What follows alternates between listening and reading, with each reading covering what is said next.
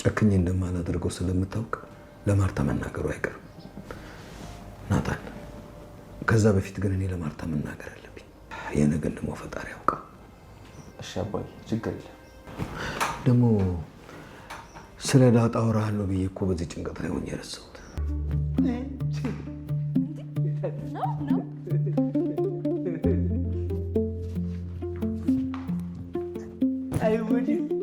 ምን አይነት ግንኙነት ነው ያላችሁ? ኤቢ እኮ ስትነግረኝ ጭንቀት ውስጥ ስለነበርኩኝ አላወራሁህም ነበር።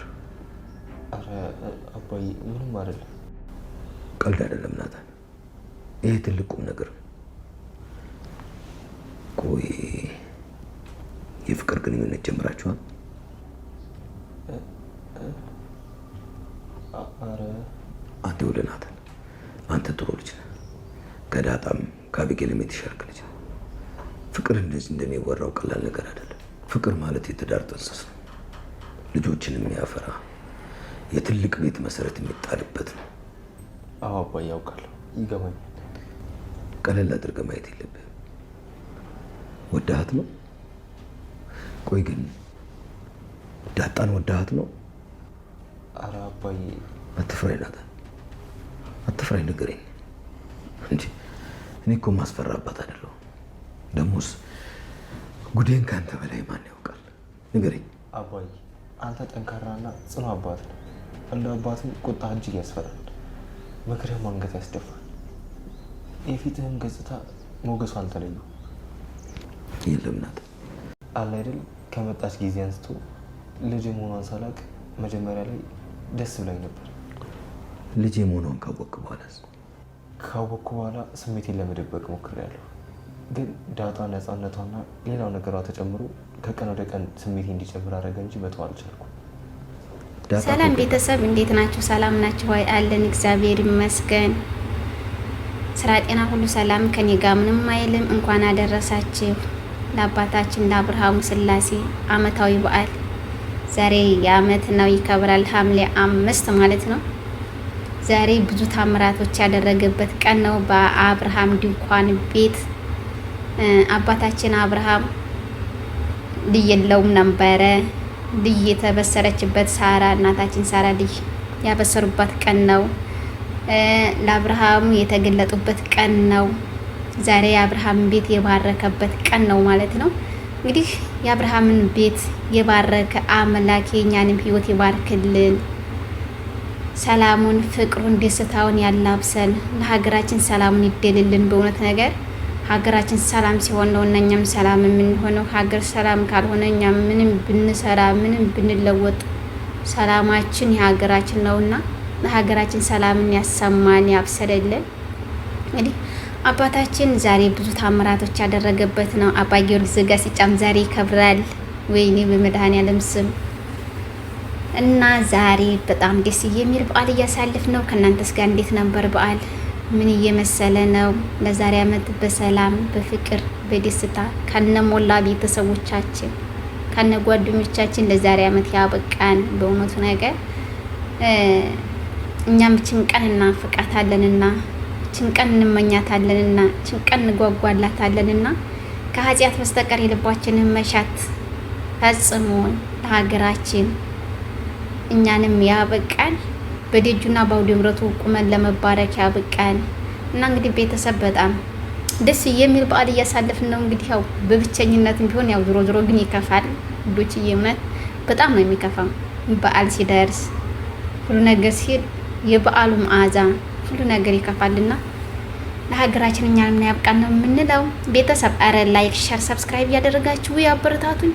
እኔ እህታችሁ አይደለሁም። አረ በእናታችሁ አበረታቱኝ። ስለምታበረታቱኝ ስለምትሰጡኝ ድጋፍ ደግሞ ከልብ አመሰግናለሁ።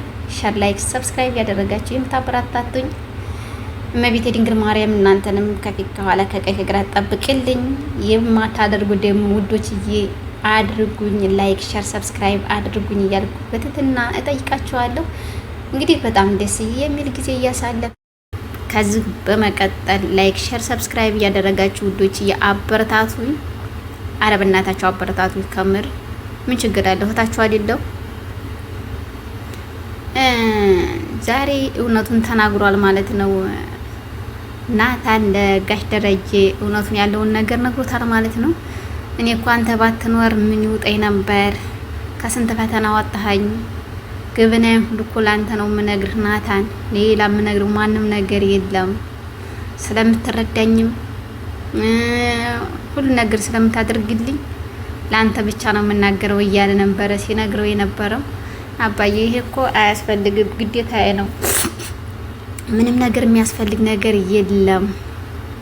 ስለዚህ አንተ ደግሞ በጣም ክብር ያለህ ሞገስ ያለህ አባት ነህ። ይሄንንም አልፈህ ገና ብዙ ቦታ ትደርሳለህ። አይዞህ አባዬ እያለ እያበረታታ ይገኛል ማለት ነው። እውነት ለመናገር አይዞህ ራሱ አንድ ትልቅ ዋጋ ነው። የደከመን ሰው አይዞህ፣ የተቸገረን ሰው አይዞህ፣ ባይረዱ ራሱ አይዞህ ማለት ራሱ እንደ ራሴ ማለት ነው እንደ ሰው አልሰሩት ምንም ባይኖራቸው ምንም ባይላቸው አይዞህ በጣም ትልቅ ዋጋ ያለው ነው። ያ ሰው እንዲበረታ ይሆናል፣ ከወደቀበት እንዲነሳ ይሆናል፣ ከደከመበት እንትን እንዲል ይሆናል። በቃ ሁሉ ነገር ስለሚሆን አይዞህ ዋና ተስፋ ነው።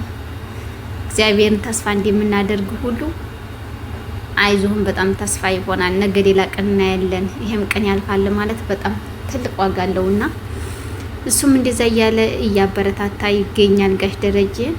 አባዬ ይሄም እኮ ነገር ያልፋል፣ ሁሉ ነገር ያልፋል እና አይዞህ አትጨናነቅ፣ ምንም ነገር የሚያጨናንቅ ነገር የለም እያለው ሲለው ቆይ ናታን ግን የምጠይቅ ጥያቄ አለኝ። አንድ ጥያቄ የምጠይቅህ ነበረ። እንዴት ናችሁ ዲያጣዬ ጋር ያለው ነገር እንዴት ነው እያለው ነበረ። እሱም በጣም እየተሽኮረመመ አረ አባዬ አረ እያለ ነበረ። ለምን ትፈራኛለህ? እኔ እኮ ማስፈራ ሰው አይደለሁም። ምን ነው የምትፈራኝ? ስለዚህ ንገረኝ፣ ፍቅር ጀምራችኋል ወይስ አልጀመራችሁም እያለው ነበረ። አቢጌል እኮ ነግራኛለች። ስለዚህ አቢጌል ስትነግረኝ በጣም ችግር እንትን ላይ ስለሆንኩኝ በጣም ችግር ውስጥ ስለነበርኩኝ ይሄን ጭራሽ እናስታውሰው አልቻልኩም እና ለዛ ነው እንጂ ዝም ያልኩ ረስቸው አይደለም። ስለዚህ እንዴት ነው ሲለው አዎ አላማጣማጠና እንግዲህ ጀግኒት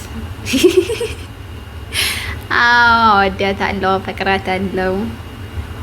አባዬ ገና ስትመጣ ጀምራ ነው ከውስጥ ያረኳት ነበረ፣ ሳያጀምሬ ነበረ። ግን ያንተ ልጅ መሆኗን አላውቅም ነበር።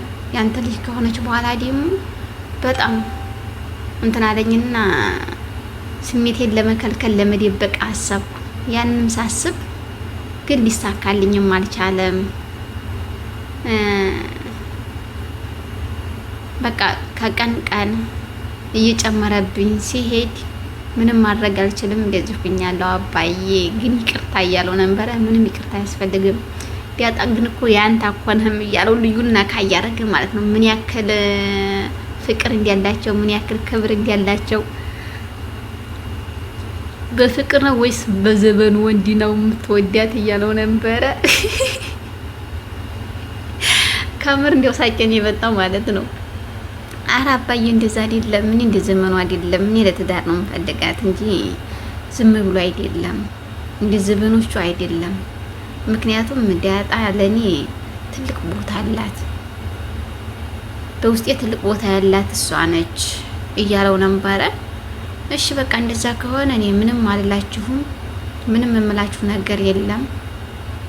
እግዚአብሔር ከእናንተ ጋር ይሁን። ግን እሰብበት። ትዳር ማለት በጣም ከባድ ነው። ዝም ብሎ የሚገባበት አይደለም። ትዳር ማለት እንትን ፍቅር ማለት የትዳር መሰረት ናት። እውነት ናት። በጣም ፍቅር ያለው ሰው ይደለንና ፍቅር የለም አይባልም ተብሏል። ፍቅር አለ፣ ግን እውነተኛ ሰው ነው የሌለው ነው መባል ያለበት ተብሎ ተሰርዟ። ፍቅር የለም የሚባለው ደልቱ ተብሏል አሉ። እንደዛ እያለ ሲናገር ነበረ እና በጣም ደስ ይላል በመናገሩ ራሱ በማሳወቁ በጣም ደስ ብሎናል ማለት ነው። እዚህ ላይ ማርታ መስማት አለባት። ከሌላ ሰው ከምትሰማ ከጋሽ ደረጀ እንድትሰማ ነው ሁላችንም ያለን ጉጉት። እውነት መናገር ይሄ ነገር ከሌላ መሰማት የለበትም። ደረጀ ነው መናገር ያለበት። መድኃኒትም ቢሆን መናገር የለባትም፣ ዝም ማለት አለባት። ይሄን ነገር ሲፈጸምና ሲደረግ ማለት ነው። ስለዚህ ጋሽ ደረጀ የገባበትን ችግር እሱ ራሱ ብቻ እንጂ መዋጣት ያለበት ሌላ ሰው መዋጣት የለበትም። ቤተሰብ አይደለ ግን እና እሱ ራሱ ደረጀ ራሱ በቃ ከዚህ በኋላማ እንደማለቀው ስለምታውቅ ትናገርብኛለች፣ ግን እኔ ቀድሜ ለማርታ ማሳወቅ አለብኝ ናታን እያለው ነበረ። አዎ ግድ ነው አባዬ፣ ከአንተ መስማት ትችላለህ ነው ያለባትም ማሳወቅ አለብህ እያለው ነው የሚገኘው ማለት ነው። እንግዲህ ከተናገራችሁ ተናገሩ። እውነት መናገር አታንዝራዝሩት እንዴ! የሰው ልብ ቁርጥ አታርጉ። እኛ በቀን አዲስ ነገር እንሰማለን እያልን እንሮጣለን። እናንተ ደግሞ እንትን ትላላችሁ እና እንደዛ እያለ ይገኛል ማለት ነው። ገዜና ለዛም ማንም መለለበት እየተደባደቡ እየተጫወቱ በሶፋ እየተመታቱ እንደ ቤቢና እንደ ሚጣ እየሆኑ ነው ማለት ነው። አድርጓቸዋል ማለት ነው። በቃ ከዚህ በኋላ እንግዲህ አንድ ላይ ነው፣ ፍቅር ይሻለናል፣ ሁሉን ነገር እንተውና ለዛ እያላን ነበረ። እሷም ደግሞ እየሳቀች ነበረ። ሲጫወቱ ሲደባደቡ ጓሮ ሁሉ ሲዞሩ ነበረ። በረንዳውም ሁሉ ሲዞሩ ነበር ሲንጫጩ። እና ምጥን የራሱ እንዴት እንዲያሳቆኝ ማለት ነው። ምን መጣብን ብለው ተገልብጠው ነው ታነባብረው ይወደቁት መተልና እንደዛ እያደረጉ ይገኛሉ ማለት ነው። አቢጌልም በጣም አንበሳ ምን የመሰለ ታጥፎ የሚቋጠር ሸበላል እያንጥታ አጋፍጣላቸዋለች። ግን ጋሽ ደረጀ እኔ ምን እንደሆነም አላውቅም። ይሄ ነው ወይ ብሎ በጣም በከባድ ነገር ተበሳይቷል ማለት ነው። ማርትዬም በጣም በደስታ ነው። ግን እውነት መናገር ማለት ነው የሚናገራቸውን ቃላቶች ካስተዋላችሁ ውይ እውነት በጣም አስተማሪ ቃላቶች ነው የሚናገረው። ጋሼ ጌታዬ ብሎ እንኳን ሲናገር ኧረ እኔ ጌታ አይደለም ጋሼ አይደለም እያለ ራሱ ዘበኛውን ሲያከብረው ማለት ነው። ጊዜ ይባላል እያለ ስታስታውቀው ኧረ እንደዛ አይደለም፣ በዚች ምድር ላይ እኮ ሁላችንም ጊዜያዊ ነን፣ ዛሬ ለብሰን ብታየን ሁላችን ትተናት ሀጅ ነን ምናምን ይላልና ክብር ከላይ እንጂ ከታች አይደለም እያለ የሚናገራቸውን ቃላቶች ስለቅም ነበር። እውነት መናገር በጣም ደስ ፈታ የሚል ልጅ ነው። ውለዱ ክበዱ እንላለን። አቢጌልም ናታንም ታሽ እያለ ነው በአቢጌል መያዝ ቢያጣን እያወራት ነበረ ማለት ነው። በቀጣይ በአዲስ ነገር እስከምንገናኝ መልካም ጊዜ እያልኩ ከዚህ ሰናበታችኋለሁ። ቤተሰብ ላይክ፣ ሼር፣ ሰብስክራይብ ማድረጋችሁን አትርሱ። እንግዲህ ለዛሬ አመት በሰላም በደስታ ለዛሬ አመት ያድርሰን። መልካም